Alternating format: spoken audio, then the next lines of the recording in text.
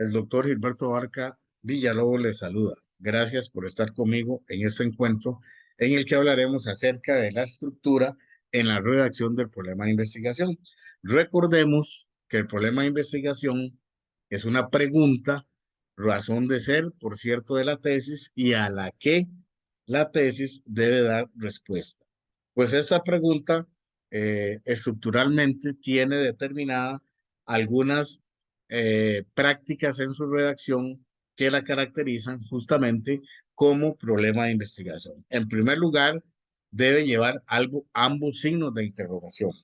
Inexplicablemente, para mí, han ido desapareciendo, si no los dos, en algunos casos, en la mayoría, el primer signo de interrogación.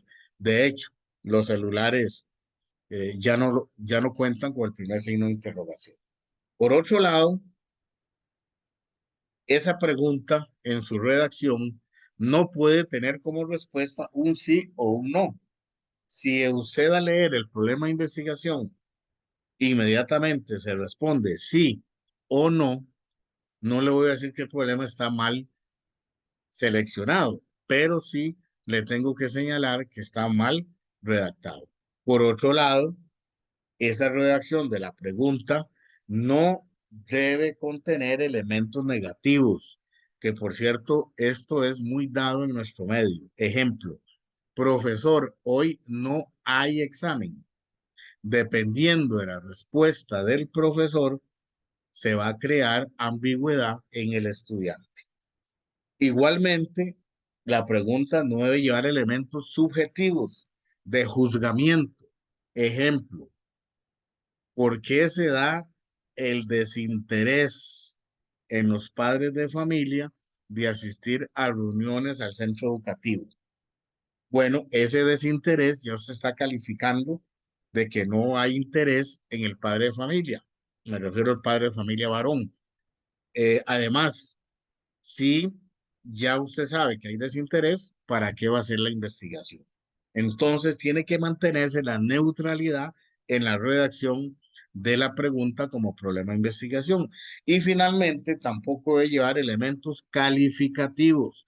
Ejemplo, ¿por qué se da el bajo rendimiento académico en los estudiantes y demás redacción de la pregunta? Ese bajo rendimiento ya usted está calificando que dichos estudiantes tienen un rendimiento académico malo, lo cual no mantiene la neutralidad en la redacción de la pregunta. Algo sumamente importante es delimitar el problema de investigación, que es lo mismo delimitar la pregunta, que en su redacción de la pregunta mantiene este mismo orden. Primero se delimita en contenido, como se ve en el ejemplo, y con también los colores lo puede asociar. ¿Cuál es el rendimiento académico en matemáticas? Se está determinando la asignatura. En el área de geometría se está definiendo el área y además propiamente el contenido de los triángulos por sus lados. También se delimita en ubicación. Se refiere y también asociado por sus colores dónde se va a realizar la investigación. En este caso, en los sextos grados de la escuela X y entiéndase en todos los sextos grados de la escuela X, del circuito educativo Y. El circuito educativo es un agrupamiento administrativo de instituciones educativas y que está ese circuito en la Dirección Regional de Educación Z, que justamente es una parte organizativa del Ministerio de Educación Pública. Entonces, bien se detalla dónde se va a realizar la investigación y por último, y así también en la redacción, se delimita en el tiempo que es el lapso de investigación. En este caso, se va a determinar la investigación durante el curso lectivo 2020. Leyendo la pregunta en su totalidad, ¿cuál es el rendimiento académico en matemáticas, en el área de geometría, de los triángulos por sus lados, en los sextos grados de la escuela X, circuito educativo Y de la Dirección Regional Z durante el curso lectivo 2020?